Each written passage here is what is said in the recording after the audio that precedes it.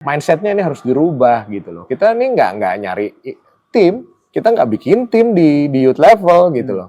Kita nih create individuals gitu. Karena at the end of the day yang going up tuh pemainnya bukan timnya. Bukan timnya ya. Gitu. Dan at the end of the day di semua negara manapun nggak ada yang namanya tim nasional senior itu datangnya dari satu generasi. Semua itu pasti intergeneration. Tim nasional senior itu mungkin tim nasional Argentina yang kemarin juara itu mungkin ada yang umurnya 20, ada yang umurnya 21, 22, 23, artinya dari semua generasi. Itu semua intergeneration. Gitu. Artinya apa? Kita nggak boleh ketika melakukan youth development itu kita melakukan satu overemphasis atau overtreatment pada satu generasi.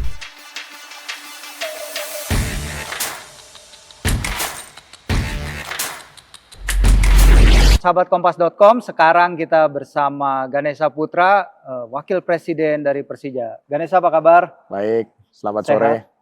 Sehat selalu. Ganesha, ini lapangan yang luar biasa sekali, fasilitas luar biasa sekali dari Persija. Mungkin bisa diceritain perkembangan pembangunan lapangan latihan Persija ini? Saat ini kita ada di indoor, lapangan indoor. Ini di sini kita ada fasilitas. Kalau Bang Firsi bilang luar biasa, ya sebenarnya ini sederhana lah.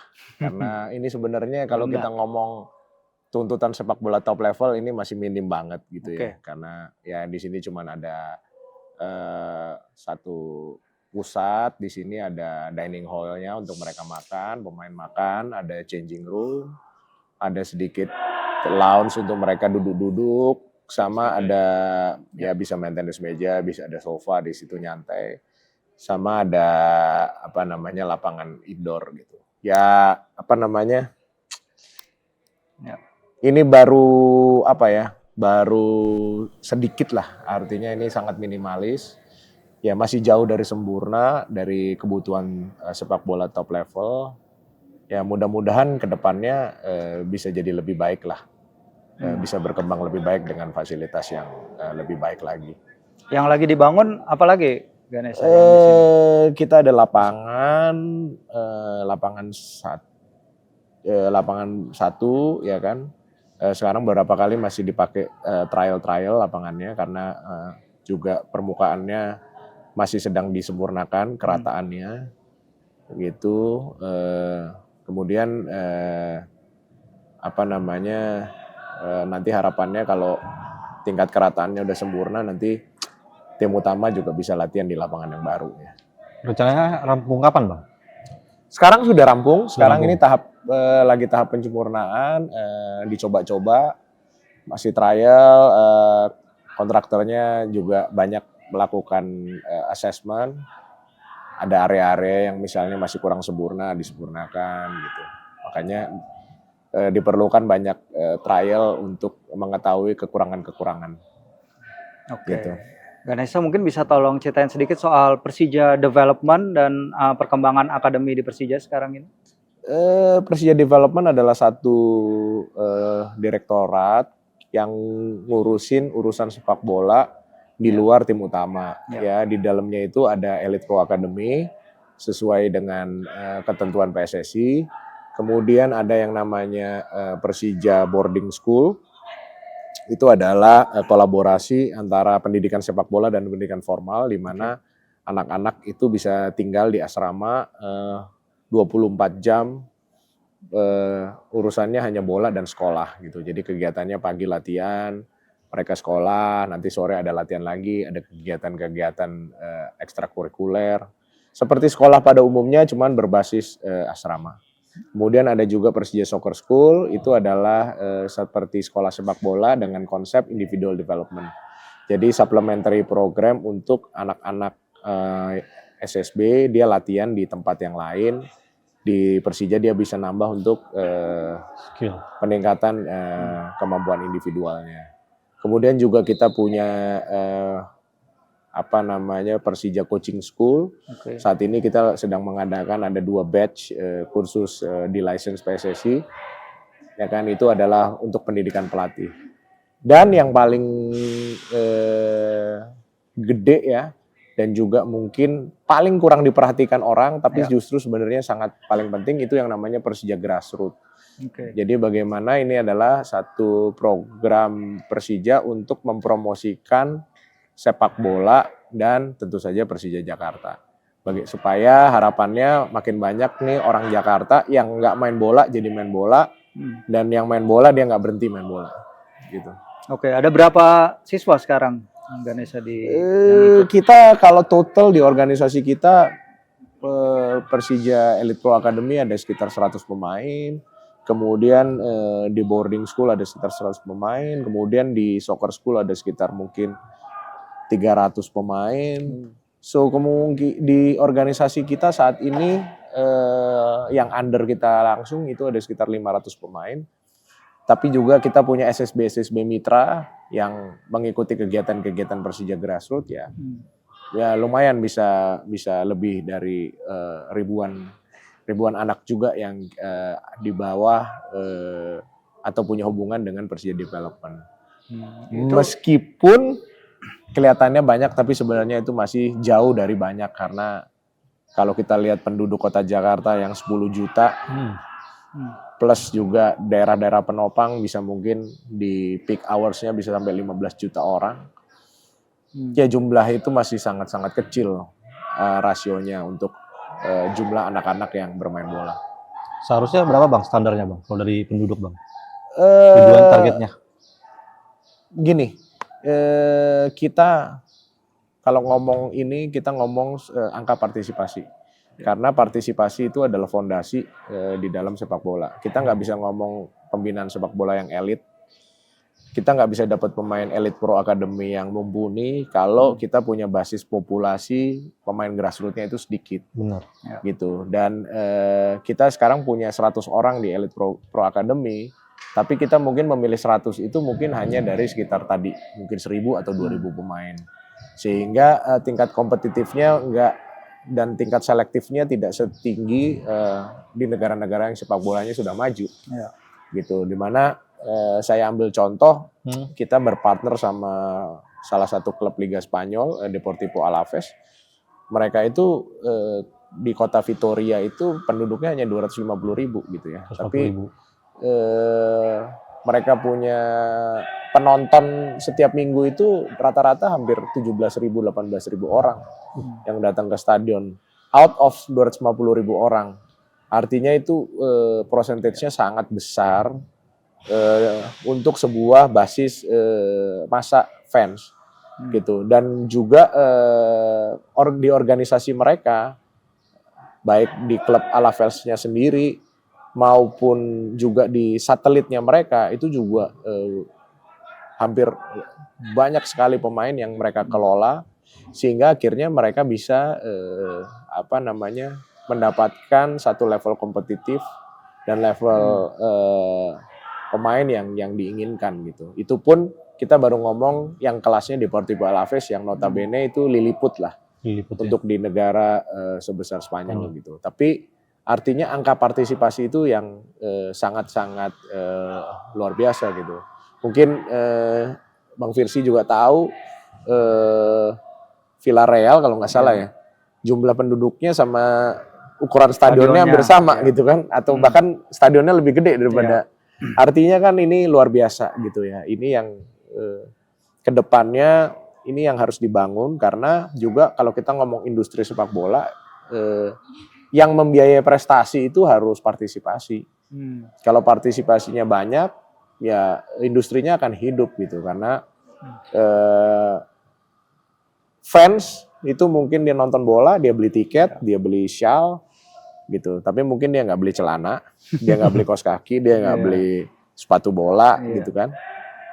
Ya kan. Tapi kalau dia pelaku, dia akan beli celana, dia akan beli kaos kaki, dia akan beli sepatu bola. Kalau dia kepengen lebih serius, dia akan beli whey protein, dia akan beli multivitamin, dia akan beli suplemen, ya kan. Industrinya hidup gitu. Tingkat konsumsi olahraganya juga menjadi tinggi, dan itu efek untuk industri olahraga, tapi juga efek untuk pembangunan manusia di human development-nya itu sangat berdampak karena akan ketemu manusia-manusia yang sehat dan manusia-manusia yang juga karena dia pelaku olahraga pasti sportif, kompetitif, terbiasa dengan menang kalah, ya kan, terbiasa dengan persaingan. Saya yakin di dunia kerja yang lain kita akan ketemu orang-orang yang punya etos kerja sangat baik, gitu, karena pembangunan manusia melalui olahraga. Yang menghalangi partisipasi kalau menurut Esa, terutama untuk ke Persija sendiri, karena kita tahu kan Persija namanya begitu besar di Jakarta, daerah utama di Indonesia, tapi kok partisipasinya masih rendah, itu kenapa? Tingkat partisipasi kita dalam konteks fans udah lumayan gede. Fans ya. Ya, meskipun belum seperti kayak tadi kita ngomong tadi Villarreal atau mungkin di Alaves ya. Tapi pelakunya belum. Memang sekarang ini kita punya challenge dengan di perkembangan pembangunan perkotaan, kita sekarang makin sedikit ruang publik untuk berolahraga. Kemudian juga teknologi, gadget, terus physical education di sekolah semakin tergerus juga. Yang sebenarnya ini harus menjadi perhatian ya, karena ada satu problem besar di mana ketika suatu bangsa physical literacy-nya rendah, ya dia akan sulit menjadi bangsa yang unggul gitu. Karena ya gimana mau bersaing kalau dia nggak sehat, dia nggak fit, dan dia nggak punya jiwa dan karakter yang sportif dan kompetitif. Ini yang menjadi challenge, dan saya pikir dalam hal ini policy maker program untuk peningkatan partisipasi ini selalu dipandang sebelah mata gitu, nggak dianggap seksi gitu ya. Saya ambil contoh, saya sih nggak pernah denger ya Kemenpora gitu kan, atau mungkin PSSI ngomongin soal numbers gitu. Gue jadi Menpora, orang di Indonesia ini yang aktif berolahraga mengikuti anjuran WHO 150 menit per minggu itu datanya sekian orang. Gue punya target, ya kan? Gue punya mimpi bahwa dengan program-program gue, after 1 year, misalnya angkanya naik 50% kah, 100%, whatever. Begitu. Demikian juga dengan PSSI gitu ya. Belum pernah saya dengar ketua umum atau siapapun bicara soal kita nih yang main bola, registered player kita, ya saya tahu data FIFA udah lama, itu sekitar 80.000 orang. Gue pengen after 1 year dengan program-program A, B, C, D bisa jadi 100.000, 200.000, 300.000 gitu.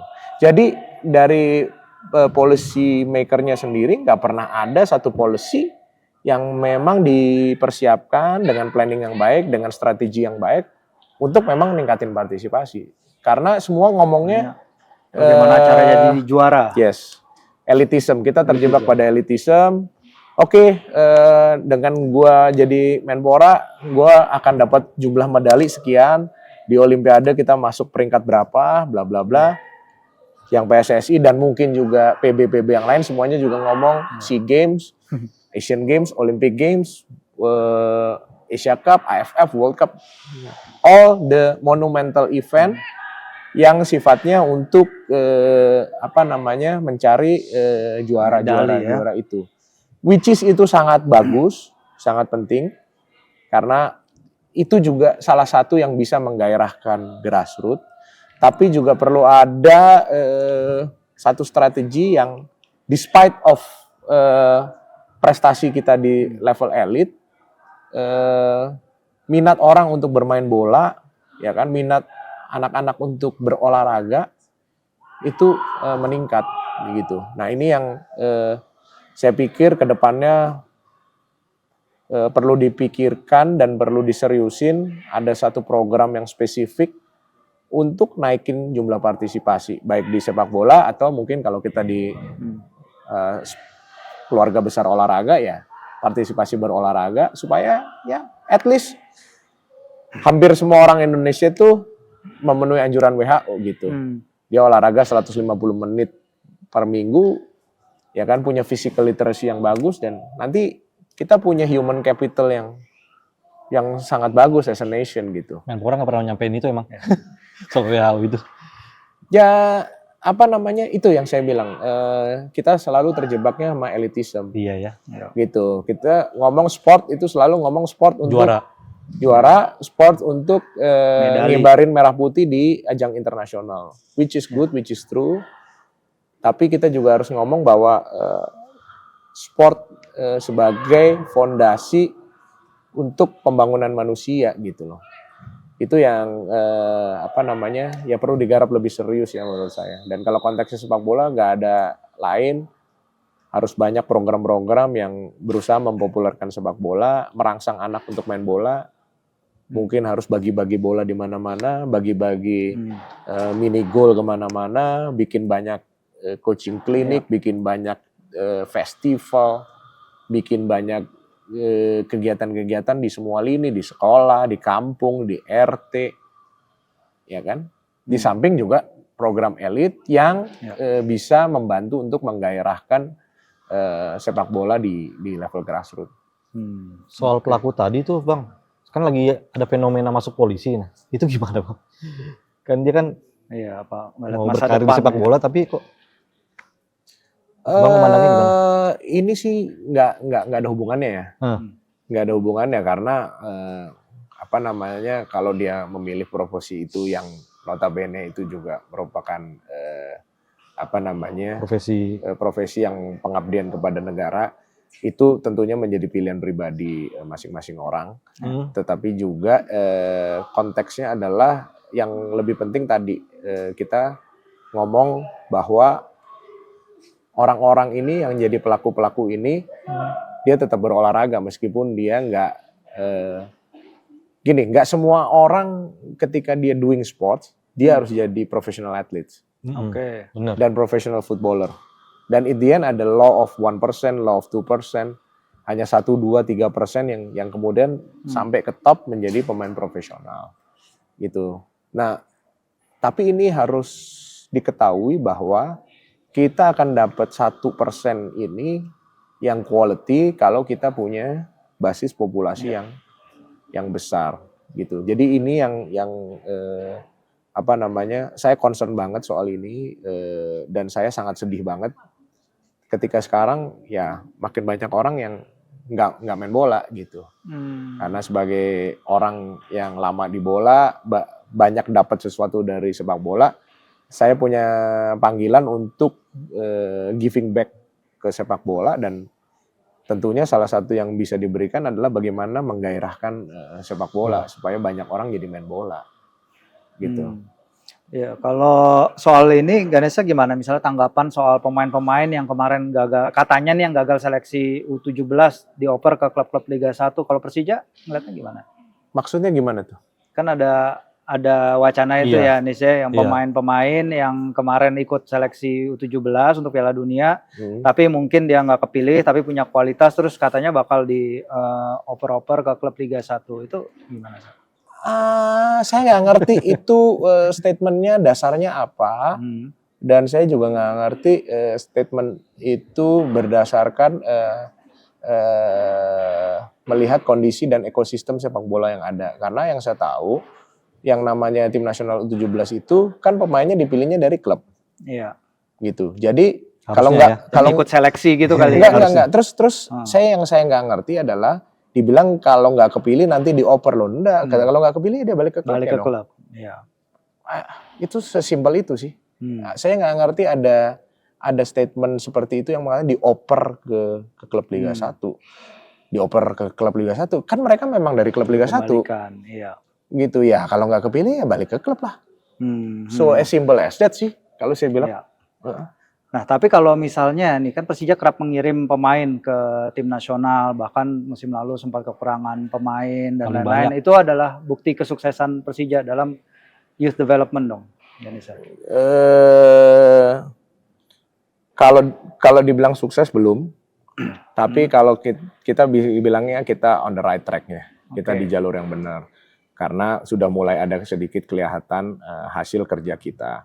Tapi kalau dibilang sukses belum, karena at the end of the day pemain yang ada tersebut ya mereka terpilih masuk tim nasional, tapi teman-teman perlu tahu itu tim nasional U20. Not so special gitu. Iya kan? Itu juga yang saya kepengen ngomong bahwa youth national team is nothing special. Gitu loh. There's only cuman ada satu tim nasional yang senior, paling penting yaitu tim nasional senior. Tim nasional under 17, under 20, under 23 itu cuman anak tangga kok. Gitu. So not so special. Jadi kalau mereka menjadi bagian dari itu ya it's good ya, artinya at some point dia menjadi pemain yang dihitung atau terpilih pada masa itu di kelompok usia itu, ya tapi itu bukan real football ya. Real football adalah ketika semua orang dari semua umur bertemu dan bertempur dan berkompetisi. Gitu. Makanya ya pertempuran sebenarnya ada di sepak bola profesional Liga 1 dan tim nasional senior. Gitu. Jadi not so special kalau cuma tim nasional U23, U20, U17 gitu. Nah, dan saya juga mau katakan ya World Cup it's very special, tapi ya World Cup under 20, World Cup under 17 ya it's also not so special. Gitu loh. Karena it's World Cup tapi it's under 20, it's under 17. Gitu. Itu juga cuman wadah untuk stepping stone ke atas. Nah, masih banyak langkah-langkah yang harus ditempuh. Nah, jangan menjadi salah kaprah kemudian World Cup under 17, World Cup under 20 ini dijadikan tujuan, bukan dijadikan alat. Padahal ini adalah alat. Jenjang gitu ya? Iya, ini adalah alat gitu. Alat untuk menuju ke tujuan yang utama. Tujuan utamanya apa? Professional football dan tim nasional senior. Gitu. Jadi nggak ada yang special dengan under 20, under 17, ya kan, World Cup under 20, World Cup under 17, nggak ada yang special gitu loh.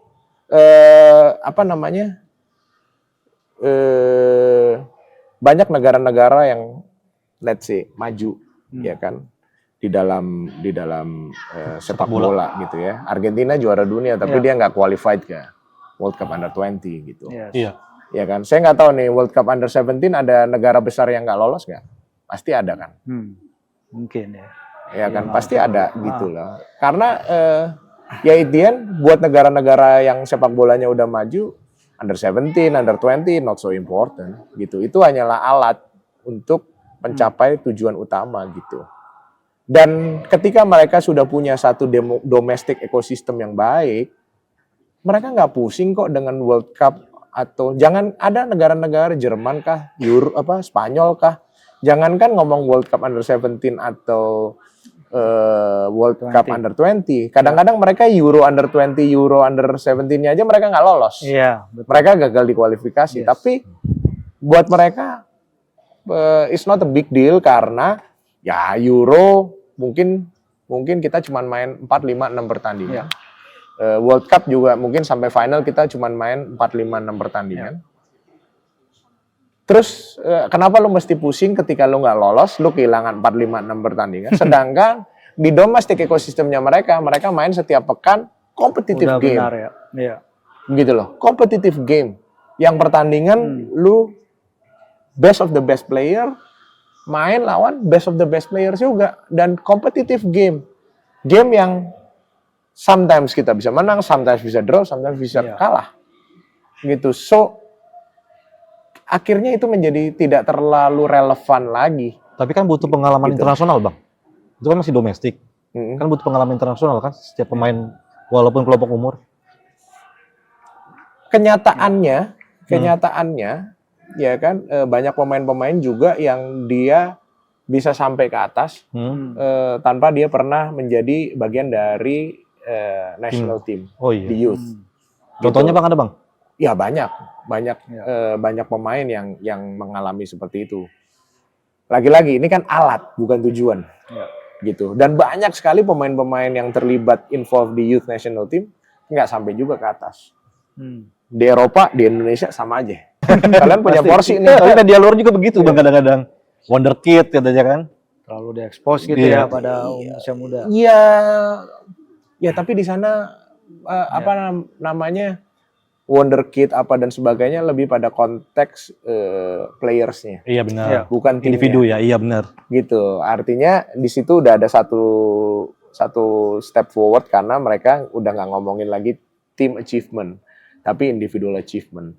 Nah itu yang kita harus tahu bahwa di dalam kalau kita ngomong tim nasional U20 yang perlu kita lihat tuh bukan menang kalahnya si tim nasional U20 itu. Bagaimana cara? Tapi ada nggak pemain-pemain yang punya potensial untuk dia sampai ke tim nasional senior, atau punya potensial untuk main di higher level of football. Itu yang kita perlu cari. Jadi ketika tim nasional youth national team itu berkiprah, tingkat kesuksesannya si pelatih, tingkat kesuksesannya yang punya tim itu bukan dari prestasi di sebuah turnamen. Tetapi itu baru bisa dilihat nanti beberapa tahun kemudian ada nggak pemain yang jadi, gitu. Ini memang jadi alat yang baik nggak untuk memproduce individual, gitu. Ini yang perlu di mindsetnya ini harus dirubah, gitu loh. Kita ini nggak nyari tim, kita nggak bikin tim di youth level, gitu loh. Kita nih create individuals, gitu. Karena at the end of the day yang going up tuh pemainnya bukan timnya. Bukan timnya ya. Gitu. Dan at the end of the day di semua negara manapun nggak ada yang namanya tim nasional senior itu datangnya dari satu generasi. Semua itu pasti intergeneration. Tim nasional senior itu mungkin tim nasional Argentina yang kemarin juara itu mungkin ada yang umurnya 20, ada yang umurnya 21, 22, 23, artinya dari semua generasi, ada yang umurnya 30. Gitu. Itu semua intergeneration. Gitu. Artinya apa? Kita nggak boleh ketika melakukan youth development itu kita melakukan satu overemphasis atau overtreatment pada satu generasi. Oh karena ini under 7 Piala Dunia kita kasih special treatment. Oh keluar gitu. Ini kita under 20 mau World Cup kita kasih special treatment. No. Keluar kita harus kasih treatment yang sama to all generation. Gitu. Karena at the end of the day di setiap generation ini akan ada 1-2% yang going to the top. If you are lucky mungkin bisa 4-5%, gitu kan, yang going to the top. Some they call it golden generation atau sampai kayak gimana. Tapi normally lu satu tim lu punya 2 atau 3 yang ke atas itu udah big achievement, udah prestasi besar, gitu. Jadi lu jangan ngomong wah kita ini kasih pelatih yang ini, kita kasih Trece ini, kita ini, no. Harus sustainable. Kalau memang lu bisa lakukan itu pada semua tim nasional lu, lakukanlah itu pada setiap tim nasional lu. Gitu. Karena saya nggak melihat misalnya kemarin ketika kita mau under 20 World Cup, saya nggak melihat treatment yang sama diberikan kepada tim nasional under 16. Jadi gitu loh. Under 20 dimanja. Under 20-nya ada over treatment di situ. Under 70-nya so-so. Tutup.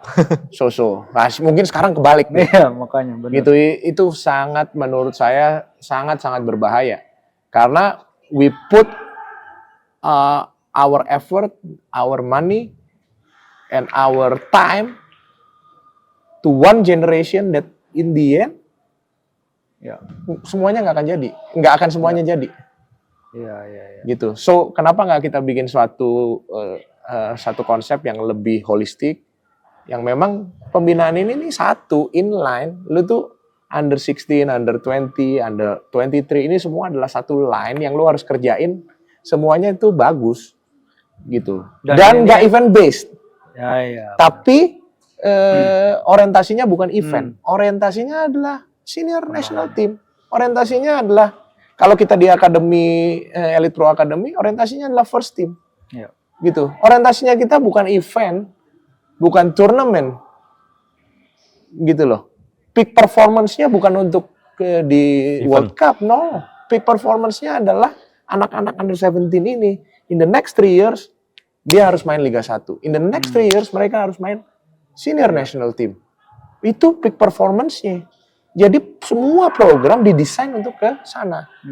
Bahwa along the way ada World Cup, Iya. Ada turnamen di Prancis, ada AFF, ada Asian qualifiers.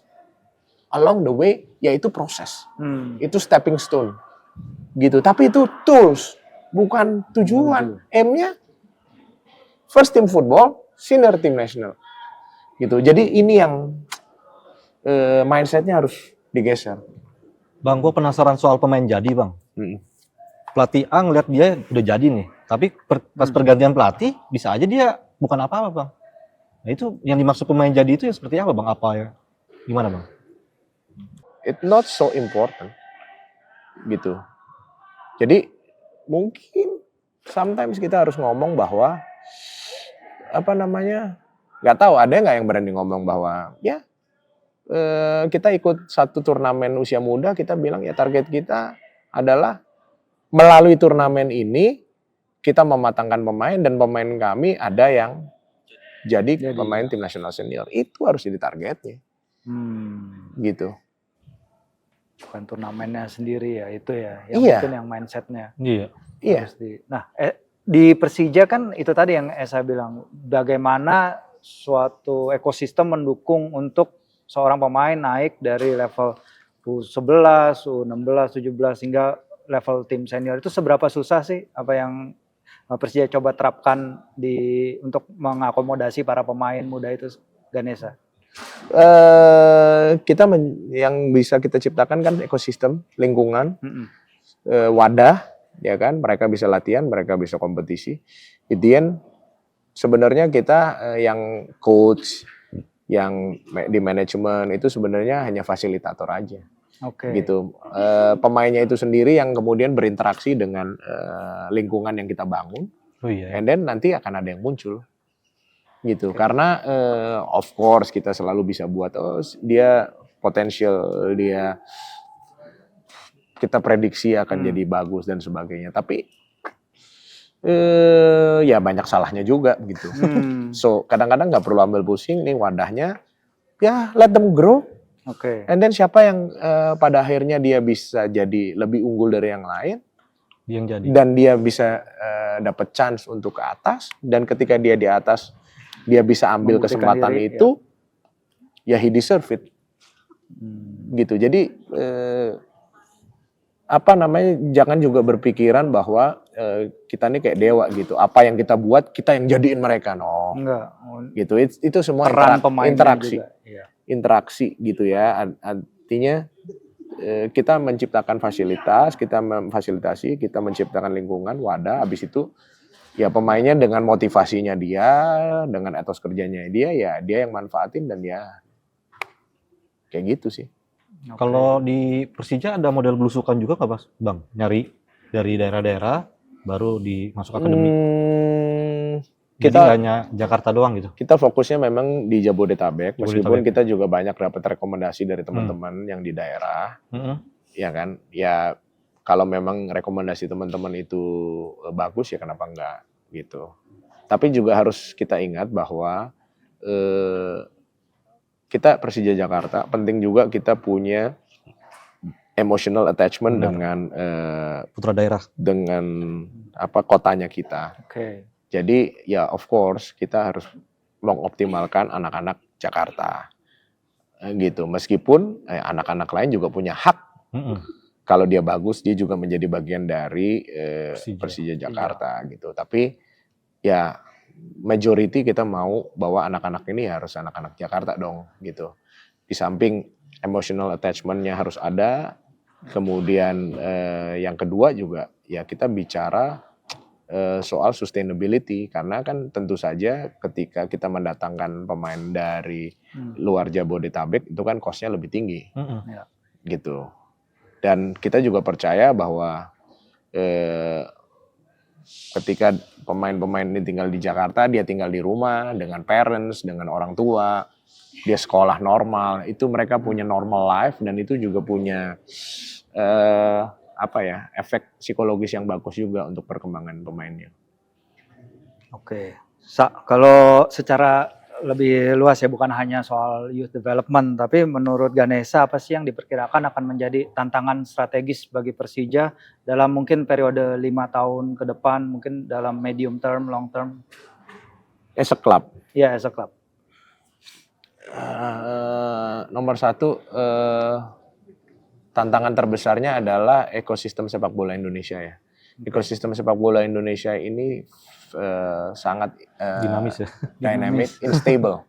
Oke. Gitu. Jadi sih kita harapannya memang sangat-sangat berharap jangan ada turbulensi lagi. Oke. Ya kita berharap semuanya bisa stable gitu. Karena kita udah ngalamin, kita punya 2 federasi. Iya. 2 liga.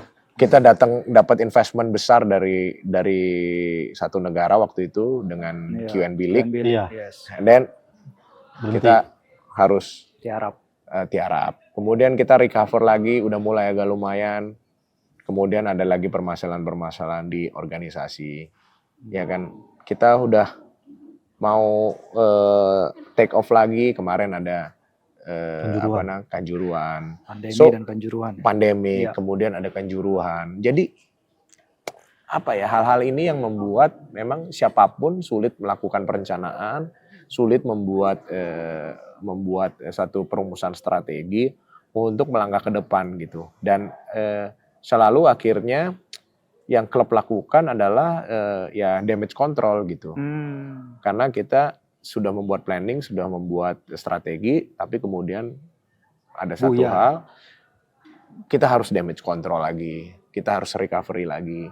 Ini yang sangat menyulitkan sehingga memang program itu sulit untuk bisa sustainable, untuk bisa kesinambungan. Makanya kita sangat berharap kita semua stakeholder sepak bola harus saling menjaga hand in hand, benar-benar untuk bisa ngelindungin nih marwahnya kita gitu, rumahnya kita sepak bola. House of Football ini benar-benar harus kita jaga gitu, supaya jangan sampai ada goncangan-goncangan yang akhirnya kita harus balik lagi damage control lagi gitu. Kayak jalan di tempat ya. Iya, jadi itu yang menjadi challenge terbesar, dan harapannya sih kami juga berharap kepada government, kepada security misalnya, kepada stakeholder politik juga bisa membantu supaya segala sesuatunya stable. Dan ketika sudah stable, ya kita bisa membuat perencanaan dan merumuskan strategi untuk kita mau kemana jalan gitu kan gitu. Sejauh ini kita agak kesulitan gitu ya, karena selalu roadmap peta jalan yang kita buat nih selalu harus kita reroute lagi gitu. Itu yang menjadi challenge terbesar. Termasuk soal home base juga ya, Pak? Ya banyak satunya. ya, banyak. Tapi kan kita nggak bisa nyalahin. Gitu ya, kita nggak bisa blaming karena memang ya situasinya menuntut demikian gitu. Kita juga bisa memahami concern dari pihak yang berwajib, kita juga bisa menghargai concern dari operator, kita juga bisa memahami kesulitan-kesulitan dari stakeholder yang lain gitu. Ya harapannya kalau memang industrinya mau tumbuh ya kita butuh kestabilan ya kalau kita mau ngomong professional football ya gitu. Tapi kalau saya itu satu di professional football, tapi di grassroots, please kita harus sudah punya suatu mission statement yang jelas terkait masalah peningkatan partisipasi dan peningkatan tadi ya football literacy tadi gitu ya, bagaimana jumlah pemain bola ini harus bertambah, karena nggak bisa kita mau ngomong apapun juga, orang boleh ngomong 270 juta penduduk cari 22 susah, ya susah karena memang dari 270 juta yang main bola cuma 80 ribu. So kita memilih 22 orang dari 80 ribu bukan hal yang mudah ya gitu, karena jadi bukan 22 orang dari 200 juta ya, tapi iya, 22 karena kan yang lain nggak main bola. 20 ribu, iya benar. Iya gitu. Saya ambil contoh kayak Belanda aja penduduknya 17 juta, yang main bola register player-nya 1,5 juta. Wow. Kan gitu. Ya tentunya nggak sulit untuk mereka dapat pemain karena lingkungannya sendiri itu udah kompetitif. Oke. Gitu. Ada pemain hebat meleng dikit, udah ada Iya. lagi yang lain. Ada pemain hebat meleng dikit, akhirnya pemain jadi nggak mau meleng kan gitu. Iya. Mungkin kalau di sini ada pemain hebat meleng dikit, masih nggak kekejar. Dipuji-puji, Meleng agak disorot banyak, media, meleng agak kebanyak juga belum kekejar bagus juga juga. sama saingannya kan gitu. Karena saingannya nggak ada. Iya. Gitu. Harus meleng agak banyak banget baru jatuh kan gitu. Yang ideal berapa persen Bang dari jumlah penduduk? Ya Untuk kita pelaku- 200 juta nih misalnya, Nah, 200 juta 20 itu berapa persen kita pemain punya sepak bola Register ideal. player. Wah, saya pikir kalau kita bisa ada 1-2 juta aja yang main bola, Hebat wah, ya. melayang udah sepak bola kita. Gitu, melayang saya yakin. Dibagi berapa klub tuh Ya di melayang. Indonesia ya? Melayang. Oke deh, kalau gitu terima kasih waktunya Bang Oke. Ganesha. Thank you, bro. Semoga kita Makasih, ketemu Bang, ya. lagi. Oke, sip. Sekian dulu sahabat kompas.com. Sampai kita ketemu lain waktu.